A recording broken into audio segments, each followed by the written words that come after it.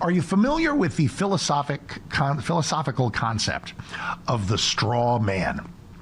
The straw man argument is when, let's say, I'm arguing with you about something, and you make a point that seeks to attack something that I didn't even say.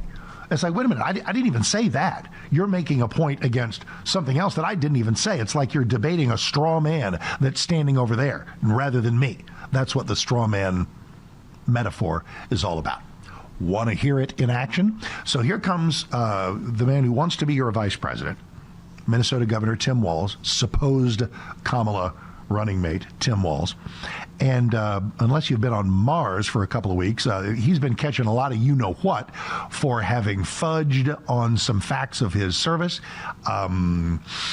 He served for 24 years, right? And there's a lot of honor in that service and a lot of sacrifice in that service. But at the very, very end, some lie, or during the home stretch there, some lies about having carried a weapon of war in a war, which he did not, having retired as command sergeant major, which he did not, and having perhaps bailed on his contractual obligation to serve an additional 6 years, which were not up yet when he bailed, when it appeared that his unit was going to go to Iraq. So those are the criticisms of Tim Walz. Will he address those specifically? Well, that's a no. So here comes Governor Walz talking about how proud he is of his service and what none of us really should be doing. Listen. 2005, I felt the call of duty again, this time of being service to my country in the halls of Congress.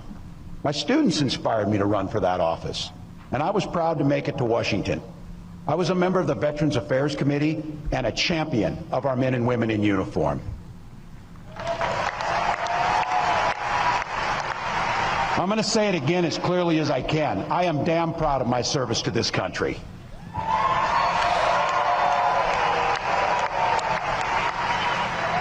And I firmly believe you should never denigrate another person's service record. To anyone brave enough to put on that uniform for our great country, including my opponent, I just have a few simple words. Thank you for your service and sacrifice.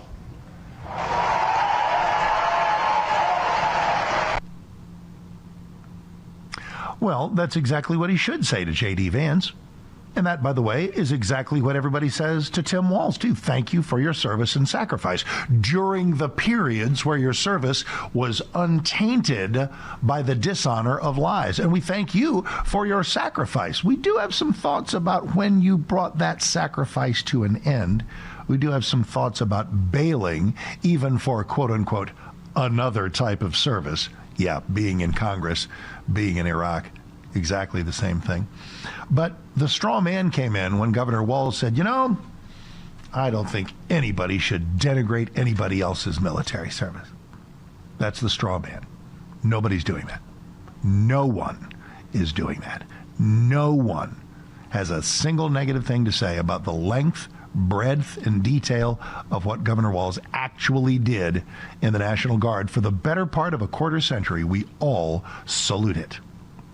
But at the end, if the end chapters of his service involved lying and allowing others to misstate where he served in an actual war zone or not, then yeah, that's a thing.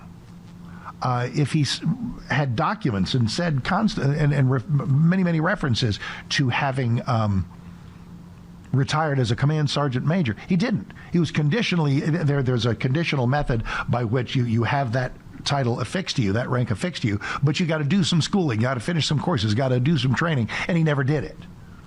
So when he retired, he was one rank below. He was not command sergeant major, and allowed countless people to make that mistake, because to correct them might have had a deleterious effect on his ability to use his military service for personal and political gain.